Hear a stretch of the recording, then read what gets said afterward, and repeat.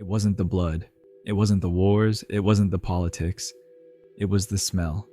When the royal chamber doors opened, the stench hit before the guards did.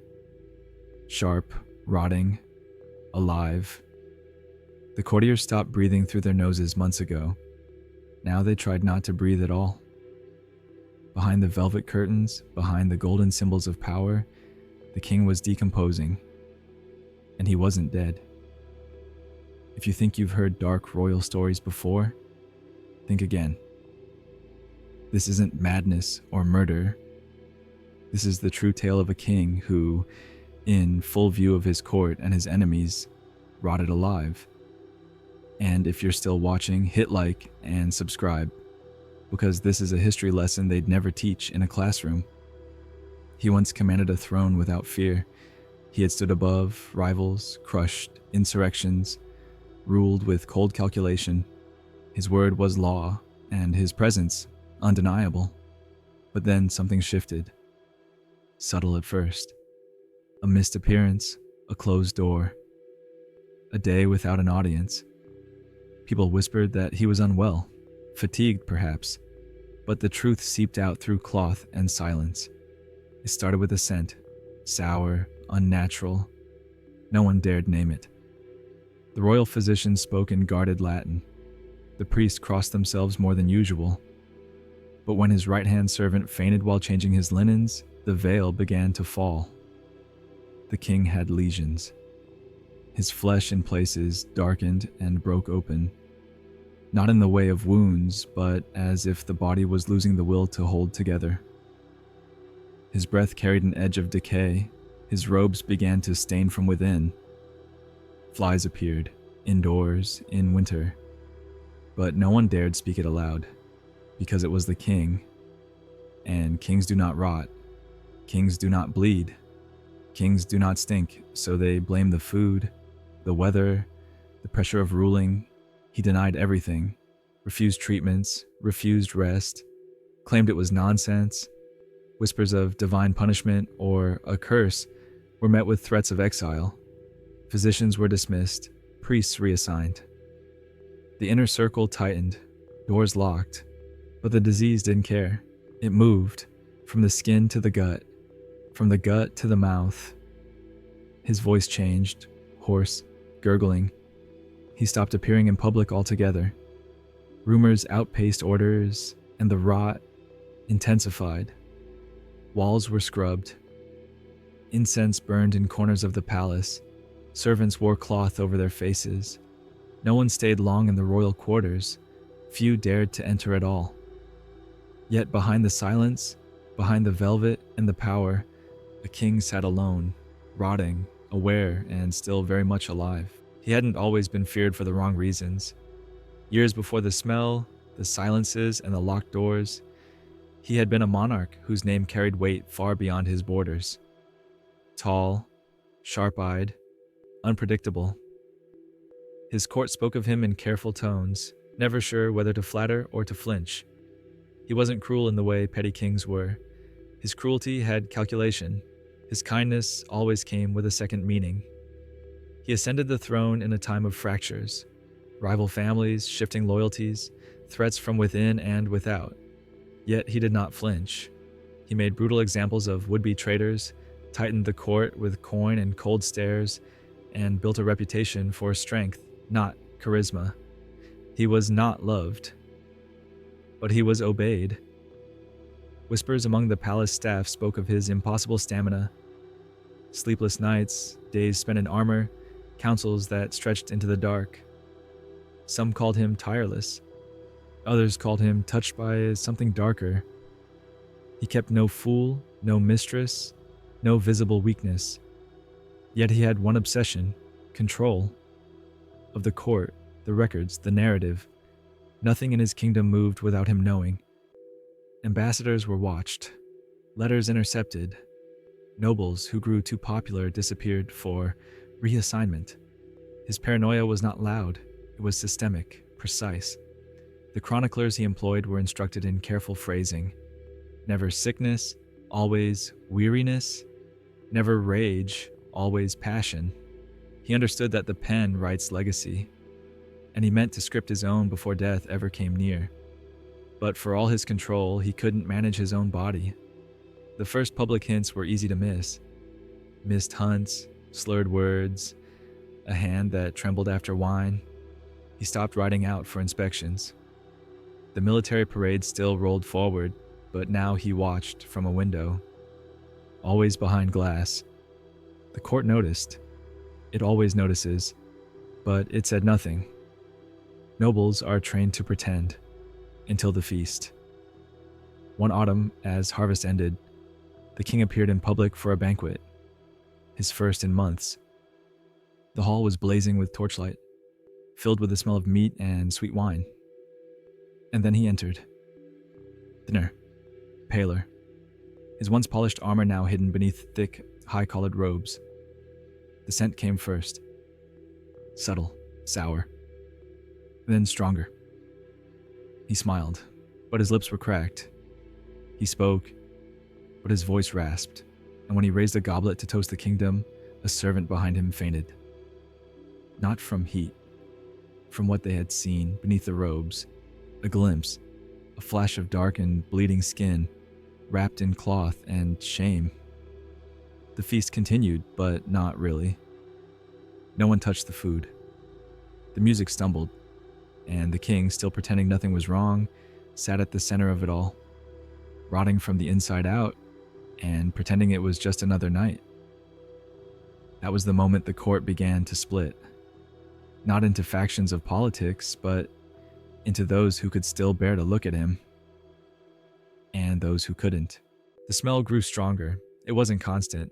At first, it came in waves, sometimes sweet like rotting fruit, sometimes sharp, almost metallic. Servants began lighting incense in the corridors, not for devotion, but desperation. Fresh rushes were laid daily, walls scrubbed with vinegar. Windows opened wide, even in winter. But nothing held it back for long. Behind the sealed doors of the king's chambers, something was changing. The royal physicians, those still allowed close, began to argue, quietly, out of earshot. One believed it to be leprosy. Another insisted it was necrosis of the flesh. A third claimed it was spiritual in nature, a punishment. But none could deny what they saw. The king's skin was changing, gray in places, glossy, then flaking, then open. Ulcers formed in patches along his back, his thighs, his shoulders. Fluid seeped into the linen, staining it dark. The king, once obsessed with image, now refused mirrors. He refused balm. He refused prayers. He told his inner circle, "I am not dying. I am becoming stronger." No one believed him, but no one corrected him either. When he spoke, his breath carried the scent of decay. He became short-tempered with even the most loyal attendants. His movements were stiff, his posture hunched. He stopped walking the hallways.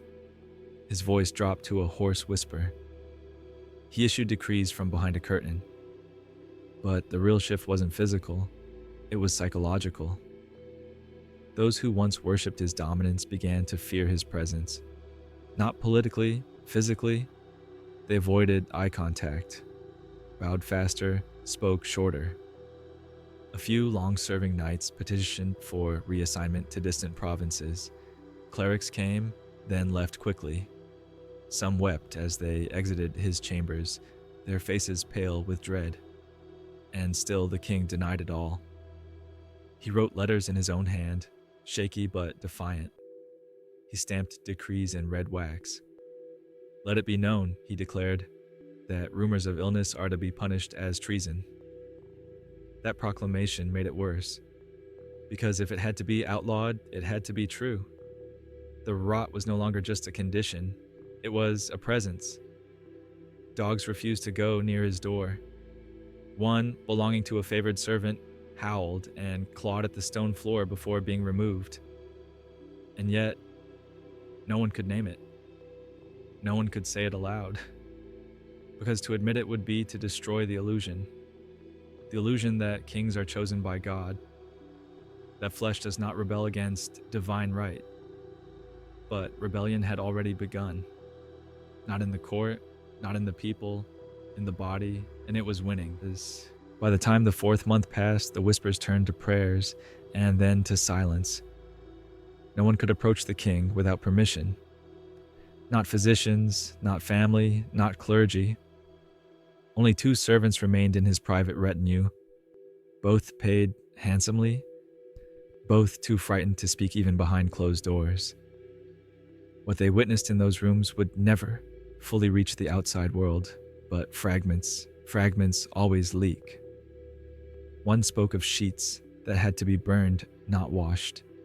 Another described a wound on the king's side that never stopped weeping, the stench so severe it clung to clothes long after they'd been changed. Someone else claimed his teeth had begun falling out, not rotted, but loosened, pushed out by swelling inside his gums. He wore gloves constantly now, not of leather or silk, but of thick black cloth, stitched high into his sleeves. His robes, once symbols of wealth, were now barriers, sealing away what little dignity his body had left, and still he denied everything. To the public, he issued declarations of strength. "The king is in prayer," said one. "The king is fasting for the sins of the realm," said another. The people didn't believe it, but they didn't revolt either, because they feared something more than a lie. They feared what truth might smell like. Inside the palace, nobles began avoiding the East Wing entirely. Maps of the palace were redrawn unofficially. Routes were shifted, audiences postponed, tapestries removed and burned, said to have absorbed the air. Priests were summoned again, not to heal but to sanctify. Holy water sprinkled across stone floors. Psalms whispered into the cracks. "Deliver us from evil," one muttered before collapsing on the threshold of the king's door. Behind that door, the king still moved. He could be heard pacing at night, dragging feet, muttering. Once a scream tore through the walls, not of pain, but of fury. "I am not unclean," he had bellowed. "I am anointed." But anointed or not, the decay was now visible to anyone who dared look. His face sagged unnaturally, one eye swollen shut from pressure beneath the skin. Hair fell out in clumps. When he spoke, blood sometimes bubbled at the corners of his mouth. One account said his breath was warm with the scent of rot, even from 10 paces. And yet, not one official record mentioned the word disease. They couldn't. Because if the king was suffering, then God had withdrawn his hand. And if God had turned away from the throne, what did that mean for the kingdom? There came a day when even his most loyal chamberlain refused to enter the room. No fanfare, no rebellion, just silence. The servant stood outside the heavy oak door, holding fresh linen in shaking hands, and never knocked. He turned. He walked away. He never returned to court. That was the last of them. Inside, the king was alone. Food was no longer served directly. Trays were left outside his door, taken hours later, sometimes untouched. On the days he did eat, the plates returned covered in blood-stained cloth, bits of bile dried along the rim of the goblets. One terrified steward whispered that the king was no longer chewing food, only swallowing it, his jaw too swollen to move. There were no more audiences, no councils, no hunting trips, no parades, no sermons, and yet the kingdom was still ruled, on paper. Decrees arrived daily, written in the king's trembling hand, signed in ink so dark it looked like tar. Some began to wonder if it was even ink at all. But worse than the smell, worse than the absence, was the silence. The man who once demanded reports by the hour now responded to nothing. Urgent messengers went unanswered. A border skirmish flared with no royal guidance. A neighboring prince requested treaty negotiations, a silence. Gold shipments to loyal vassals were delayed. Still silence. Power was rotting as fast as the body. The nobles began to circle. Some met in shadowed rooms, speaking in carefully coded phrases. Others left court entirely, retreating to country estates for health.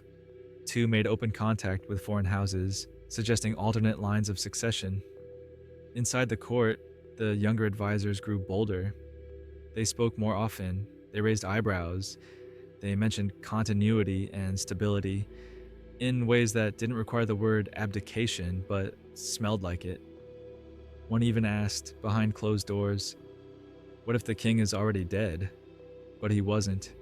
He was alive, and now he spoke only to one. A cloaked man, never named, never seen clearly, who arrived after dusk and left before dawn. Some said he was a sorcerer, others a mad physician. A few whispered he was not a man at all. What was known is that after each visit the king screamed. Some nights it was a cry. Others it was laughter. Once it was singing, words no one recognized, hoarse and wet like lungs drowning from inside. And all the while, the smell seeped through stone. At one point, a section of the palace wall was collapsed and rebuilt. Stone masons worked day and night, and no one gave an explanation. But the servants knew. They had seen the black fluid that stained the inside of the walls. It dripped, it moved. The king was still alive, but something inside him no longer was. Power abhors a vacuum. And in the absence of the king, the court turned inward, then against itself. At first it was subtle. A reshuffling of guards, a new signature on a tax decree, a noble's request expedited with surprising speed. But the balance had shifted. The throne still stood, the king still reigned, but no one looked toward the East Wing anymore for guidance. Instead, they looked at each other. Factions formed. Not over policy, but over proximity, who still had access to the last known orders, who claimed to speak for the sovereign, who controlled the royal seal. In a court addicted to hierarchy, even rot could be used as leverage. The Chancellor of the Exchequer, a cautious man of numbers, quietly expanded his authority. The Queen's cousin, young and hungry, made himself more visible in meetings. Two dukes began raising militias for regional stability. A bishop hinted that perhaps the king's affliction was a sign, that divine favor had passed to another. None dared say it outright, but the message was clear. The throne was empty, whether the body on it breathed or not. Outside the palace, the nobles moved faster. Reports of grain shortages were met with local edicts, not royal ones. Border lords ceased requesting permission for troop movements. The realm was still one kingdom, but no longer one voice. The people too had begun to murmur, at first in fear, then in resentment. They hadn't seen their king in nearly a year. Taxes continued, tithes increased. Grain wagons rolled toward the capital, but nothing came back out. Plague, some whispered. Others said a curse. A few, emboldened by distance, claimed the man had been possessed. His soul hollowed out, his flesh now ruled by something darker. One woman claimed her husband, a stonemason who worked near the East Wing, had seen something in the window. A pale face, skin so thin it revealed bone, teeth clenched in unnatural stillness, unmoving even as the candle flickered nearby.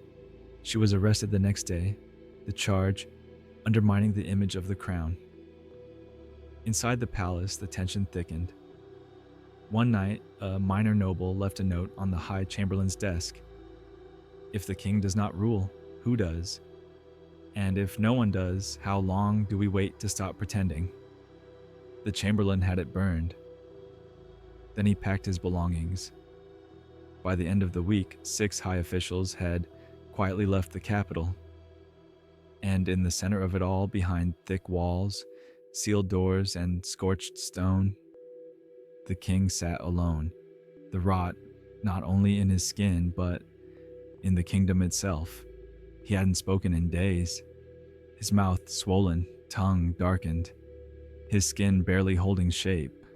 But his eyes, they said, were still open. The man who once rode into battle armored in steel was now wrapped in linen and silence. Inside the sealed chamber, the transformation was nearly complete. The rot had claimed more than flesh. It had rewritten his body into something unrecognizable. His face, once framed by a sharp jaw and piercing eyes, had sunken inward. One eye sealed shut, the other clouded. His nose collapsed from within. The lips had split, peeled, blackened. His hands, once signet-ringed and feared, were now curled inward like dead roots.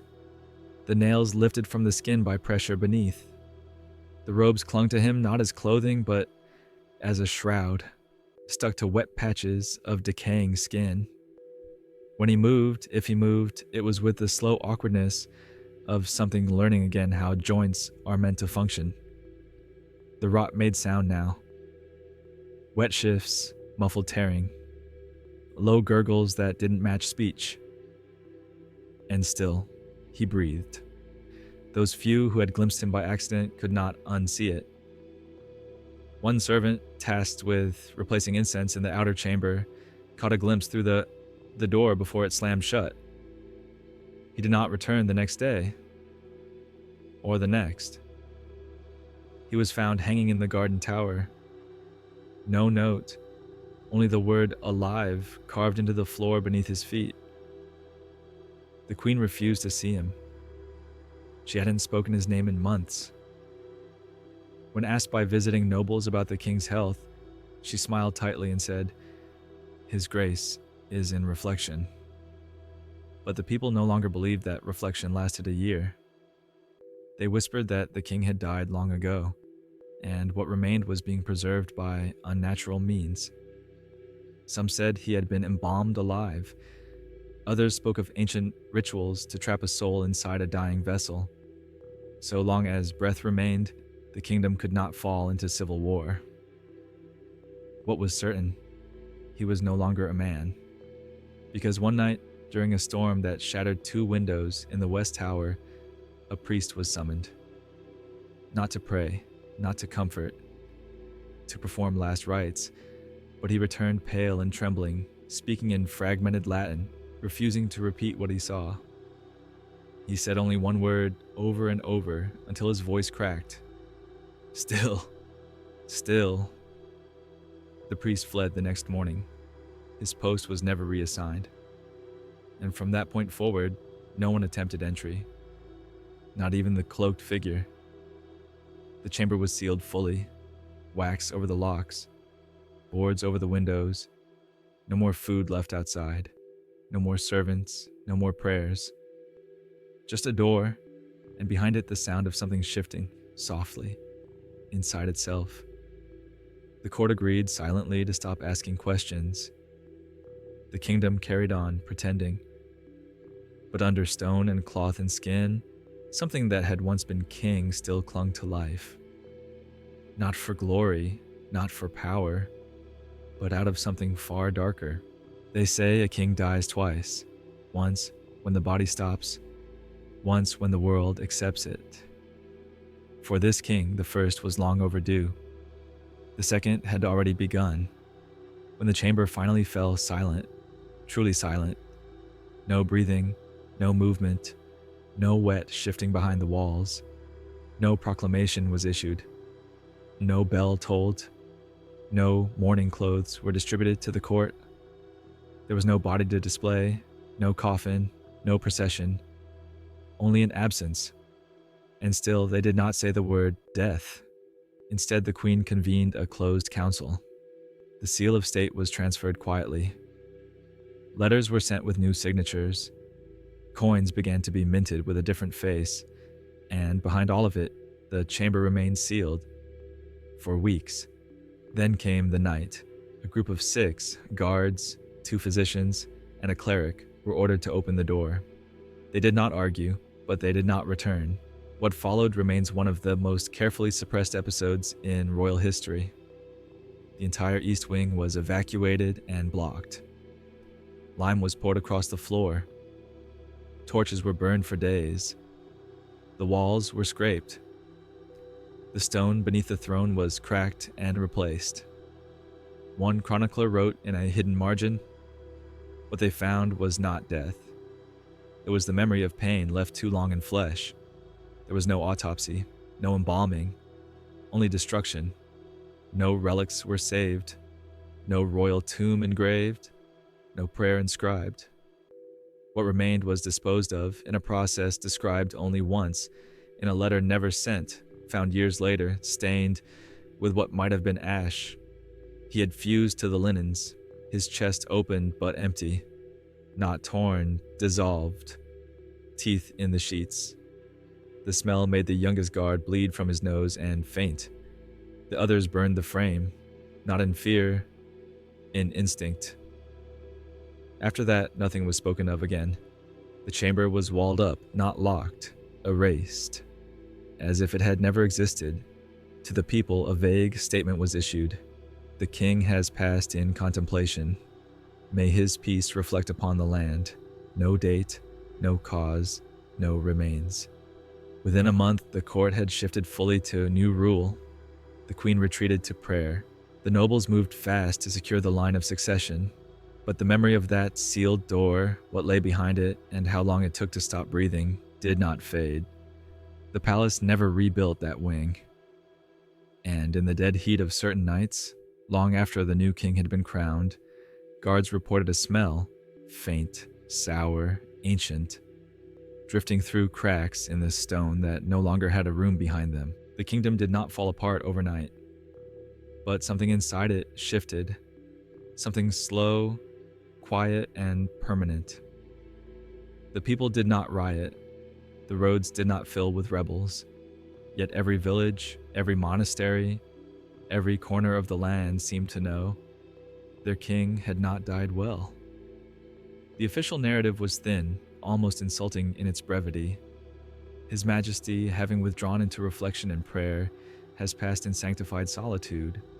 No cause, no date, no funeral, just a change in coinage and a new banner on the castle wall. But people remember more than proclamations. They remember patterns. The bells did not toll. The body was not shown. The queen did not weep. And the east wing of the palace was never opened again. What replaced it was not mourning, but mythology. Tales spread fast.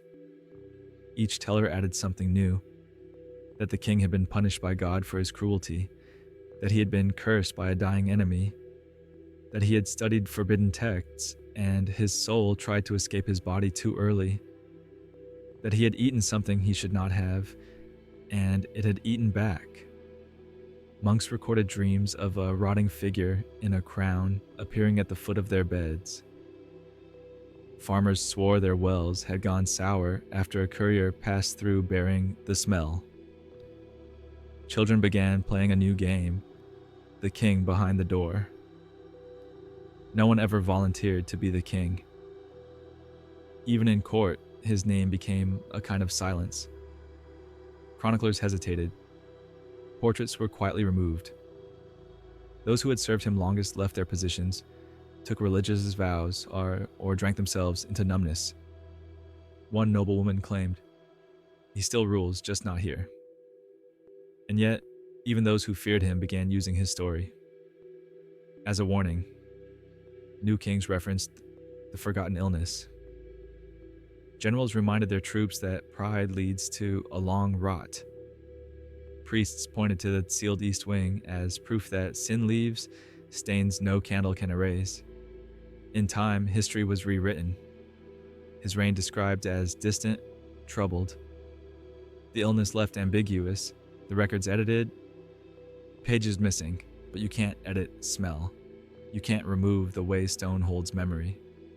Visitors to the capital often ask about the part of the palace with no windows, no doors, no guards. The answer is always the same. That section is closed for repairs. But no one remembers repairs ever being done. And when the wind changes, sometimes it still carries a trace of something sour, something wet, something like breath.